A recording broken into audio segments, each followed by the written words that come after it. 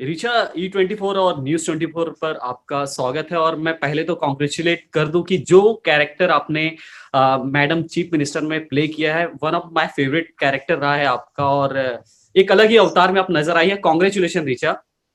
Thank you so much, thank you. So कैसे इसकी journey की शुरुआत हुई, क्योंकि काफी संघर्ष कहा जाए भरी ये जर्नी नजर आ रही है, तो कैसे इस जर्नी की शुरुआत हुई ऋचा? ये जो निर्देशक हैं सुभाष कपूर, उन्होंने शायद मेरा कहीं इंटरव्यू कोई देखा था और मुझे ज़्यादा जानते नहीं थे, वो ट्विटर वगैरह पे हैं नहीं। उन्होंने पहले कुछ काम देखा होगा तो उन्होंने मुझे नरेशन के लिए बुलाया और फिर बोलते जब मैं सब चीज़ें सॉर्ट आउट कर लूँगा तब तुम्हें कॉन्टैक्ट करूँगा। तो उन्होंने किया मुझे कॉन्टैक्ट जब उनके पास फाइनेंस वगैरह रेडी हो गया और फिर हम लोग शूटिंग पे चले गए। उसकी एक्टिंग की वर्कशॉप हुई, काफ़ी तैयारी हुई, नई चीज़ें सीखने को मिली, नई चीज़ें पढ़ने को मिली। तो मतलब मैं खुशनसीब हूँ कि इतना अच्छा कैरेक्टर वो मुझे मिला इस फ़िल्म में, इस स्केल की फ़िल्म में जिसको मैं हेडलाइन कर सकती हूँ। तो आई एम थ्रिल्ड। एग्जैक्टली।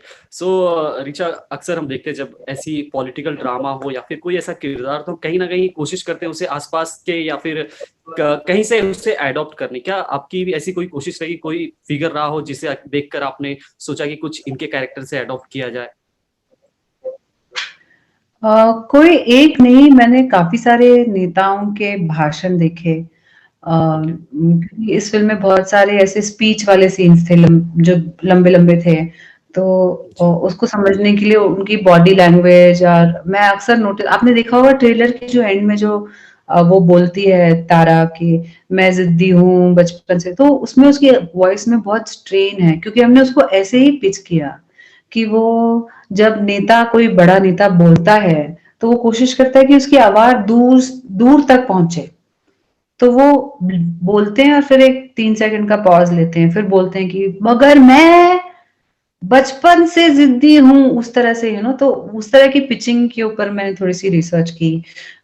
मैंने सब लोगों की स्पीचेज़ देखी, मोदी जी की देखी, ममता बनर्जी की देखी कि वो कितनी तेज़-तेज़ बात करती हैं अपने लोगों से। मायावती जी की देखी और बहुत सारे नेताओं की स्पीचेस देखी और उनकी बॉडी लैंग्वेज समझने की कोशिश की, कैसे वो क्राउड को एनकरेज करते हैं, कैसे उनको लीड इन करते हैं, कैसे उनके साथ थोड़ा-सा मज़ा-मज़ाक करते हैं। तो ये कैरेक्टर बहुत इंटरेस्टिंग है। इसके लिए इस तरह का होमवर्क करने में भी मुझे बहुत मज़ा आया। सो अगर बात की जाए तो ऐसा कोई कैरेक्टर हो जो कि पॉलिटिकल, कहा जाए पॉलिटिकल ड्रामा हो, जैसा कि हाँ, फिल्म के स्टार्ट में डिस्क्रिमिनेशन आता है कि ये किसी कैरेक्टर या किसी स्टोरी से इंस्पायर्ड नहीं है, कि किसी इंसान से इंस्पायर्ड नहीं है, फिर भी कहीं ना कहीं आवाज उठी है, बातें हो रही हैं कि ये यूपी की बीएसपी की जो प्रेसिडेंट है मायावती, उनकी कहानी पर आधारित है। क्या कुछ कहानी है इसकी? देखिए, वो तो ज़ाहिर है कि उन पे आधारित नहीं है क्योंकि मायावती जी जो बहन जी जिनको हम कहते हैं, बहन जी की शादी नहीं हुई है। ट्रेलर में ही हम आपको दिखा रहे हैं कि बहन जी की एक इंसान के साथ शादी हो रही है जो मानव कौल जो किरदार प्ले कर रहे हैं। बहुत सारी डायलॉग बाज़ी है, कैरेक्टर बाइक चला रहा है और उसके कहीं लंबे बाल हैं, कहीं छोटे बाल हैं। मतलब मुझे लगता है कि स्वाभाविक है कि लोग इसको रिलेट करने की कोशिश करेंगे क्योंकि अ, दलित चीफ मिनिस्टर और वो भी महिला, हिंदुस्तान में उनके अलावा और कोई है नहीं। तो मैं स्वाभाविक समझती हूँ इस कंपैरिज़न को। पर मैं फिर से कहना चाहूँगी उनके ऊपर आधारित नहीं और ये जो है, ये जो भी इनको लग रहा है, वो ज़रूर फ़िल्म की रिलीज़ पर क्लियर हो जाएगा। बेशक। और ऋचा, कभी डर लगता है, क्योंकि सोशल मीडिया पर धमकी और जहाँ लोग अपनी कहा जाए फीडबैक देते हैं, वहां पर धमकियां मिल रही है ऋचा को, और लोगों को आपकी जो कहा जाए जुबान काटने तक की धमकी दी गई, जो कि एक बहुत बड़ा अ, उस पर क्या कुछ रिएक्ट करना चाहेंगे ऋचा? क्यों रिएक्ट करें हम किसी की बेवकूफ़ी पर? ज़बान काट दो, सर काटो, ये एक सभ्य समाज की भाषा है नहीं और कोई भी अम्बेडकराइट ऐसी अनसंवैधानिक चीज़ों का सपोर्ट नहीं करेगा। तो ये मैं इनको बिल्कुल तवज्जो नहीं देना चाहती। एग्जैक्टली। सो ऋचा, आपकी हमने जर्नी देखी है, काफी इंस्पायरिंग आपकी जर्नी रही, जैसे स्टेप बाय स्टेप जैसे आप आगे आई हैं, और कहीं ना कहीं तारा भी हमें उस तरह ही दिखाई दे रही है कि किस तरह वो एक चीफ मिनिस्टर बनती है। क्या सिमिलरिटीज आप देखती हैं एक किरदार में और अपने एक अपनी पर्सनल कहा जाए जीवनी में? अ, तारा की ज़िंदगी मेरी ज़िंदगी से हज़ार गुना, करोड़ गुना मुश्किल है। तारा के पिता नहीं हैं, जो कि कास्ट बेस्ड वायलेंस में उनकी हत्या हो जाती है। तारा की माँ की कोख से जन्मी 3 बेटियों को उनकी दादी ही मरवा देती हैं, क्योंकि ये फीमेल फिटिसाइड का शिकार हो जाती हैं।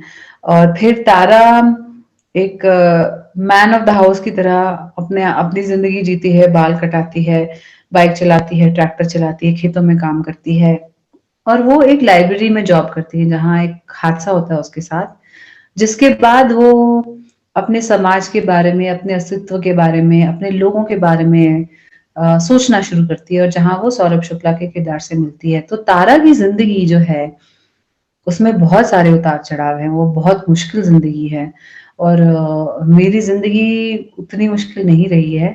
बिल्कुल मुश्किल है मेरे लेवल पे। बॉलीवुड में एंट्री करना, मेहनत करना, स्ट्रगल करना, ऑडिशन देना, उस लेवल पे मुश्किल है, पर आप इसको कंपेयर नहीं कर सकते किसी ऐसे की ज़िंदगी के साथ जिसकी जिसकी सर्वाइवल पे बनाई हो, जिसकी जान जोखिम में हो, उसको आप कंपेयर नहीं कर सकते। तो मैं कहीं न कहीं रिलेट करती हूँ ज़रूर तारा से, पर वो मुझसे कहीं ज़्यादा बहादुर है। सो फाइनली अब थिएटर्स में रिलीज हो रही, सबसे बड़ी बात तो ये है कि थिएटर्स में रिलीज होगी। तो इस पर आप क्या हाँ। कहना चाहेंगे, क्योंकि काफी फिल्में जो कि एक्सपेक्ट कर रहे थे कि थिएटर्स में रिलीज हो, तो इतनी शानदार आपकी फिल्म अब थिएटर्स में रिलीज होने जा रही है, क्या कुछ कहना चाहती हैं उसके बारे में?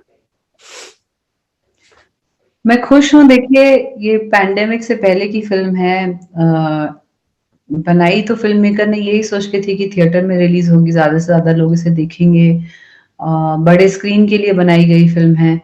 तो मैं बस चाहूँगी कि लोग थिएटर में जाके देखें, और मैं उनको बिल्कुल ऐसा कभी नहीं कहती। अ, अगर मैं खुद थिएटर नहीं गई होती, मैं खुद थिएटर में फ़िल्में देखना मैंने शुरू कर दिया है। मैं दिसंबर में ही चली गई थी, जब मुझे पता भी नहीं था कि ये फ़िल्म अभी रिलीज़ हो जाएगी। तो मैं ज़रूर चाहूँगी कि लोग इसे थिएटर में देखें, क्योंकि बड़े पर्दे की फ़िल्म है, उसमें जो एक ग्रैंडियर है एक पॉलिटिकल रैलीज़ का, और जो हिंदुस्तान के गाँव की जो खूबसूरती है वो हमने दिखाई है, बहुत सारे टॉप एंगल और ड्रोन शॉट्स में, और बहुत सारे इसमें ऐसी चीज़ें हैं जो काफ़ी मैसिव हैं, उनको एन्जॉय करने के लिए बिग स्क्रीन एक्सपीरियंस अच्छा रहेगा। तो मैं तो यही चाहूँगी लोग थिएटर में देखें, और अगर किसी वजह से आपको कोरोना का डर है, जो भी आपके घर में बुजुर्ग हैं, आप इस वजह से नहीं देख पा रहे, तो ज़रूर फिर ओटीटी पे जब आएगी तब आप देख लीजिएगा, पर देखिए ज़रूर। जी बेशक, सभी देखेंगे। खैर, क्रिटिसिज्म की बात की, कई लोगों ने क्रिटिसाइज किया, लेकिन उतनी ही तारीफ मिल रही है। कोई ऐसे किसी का ऐसा कुछ स्पेशल फीडबैक आया जो हमसे आप शेयर करना चाहेंगे ऋचा? मैं बहुत खुश थी जब अमिताभ बच्चन साहब ने एक वाह। सुबह ट्वीट किया था ट्रेलर, क्योंकि मुझे लगा कि वो भी इलाहाबाद से हैं, कभी एक ज़माने में पॉलिटिक्स से वो पॉलिटिक्स में एक्टिव थे। तो जी। मुझे लगा कि वो पृष्ठभूमि को समझते हैं, कल्चर को समझते हैं, भाषा को समझते हैं, और उनको ट्रेलर अच्छा लगा, ये मुझे बहुत मज़ा आया ये देख के, और मैं उम्मीद करती हूँ कि हमारे सदी के महानायक को फ़िल्म भी अच्छी लगेगी। बेशक उन्हें फिल्म भी पसंद आएगी। खैर, 22 जनवरी को फिल्म रिलीज हो रही थिएटर्स में। फाइनली क्या कुछ कहना चाहेंगे आपकी ऑडियंस को, हमारे E24 न्यूज़ 24 के जो दर्शक है, उन्हें क्या कुछ मैसेज देना चाहेंगे आप? मैं बस कहना चाहूँगी कि फ़िल्म को बतौर फ़िल्म देखिए, ये मत सोचिए कि इसमें क्या मैसेज है, इसकी क्या, वो सब बाद की बात है, वो बोनस है, अगर कुछ आपको मिलता है इसमें ऐसा। पर एक कहानी है, एक एंटरटेनिंग कहानी है, एंगेजिंग कहानी है, एक अकेली लड़की की कहानी है, जिसे कहते हैं कि वो भेड़ियों के झुंड के साथ अकेली जूझ रही है, उसकी कहानी है। कहीं न कहीं एक अंडरडॉग की कहानी, जिससे हम लोग रिलेट कर पाएँगे। तो मैं ज़रूर चाहती हूँ कि लोग इसे देखें और पसंद करें। मेरी तो यही इच्छा है। पसंद ना भी करें तो हमें बता दें, कोई बात नहीं। हमने एक बार फ़िल्म बना दी तो वो आपकी हो जाती है। तो वो आपका पूरा हक है। वैचारिक असहमति या फ़िल्म को पसंद ना करना वो पूरा आपका हक है और बस ये डेमोक्रेसी है। हम फ़िल्में बनाएँगे, आप देखिए। इतना ही कहना चाहूँगी।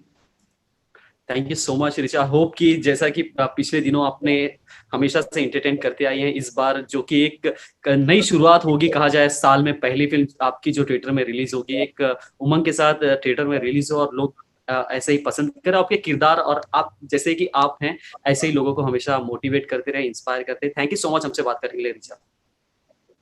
थैंक यू उमेश, बहुत अच्छा लगा आपसे साल में पहली बार बात करके। Thank you.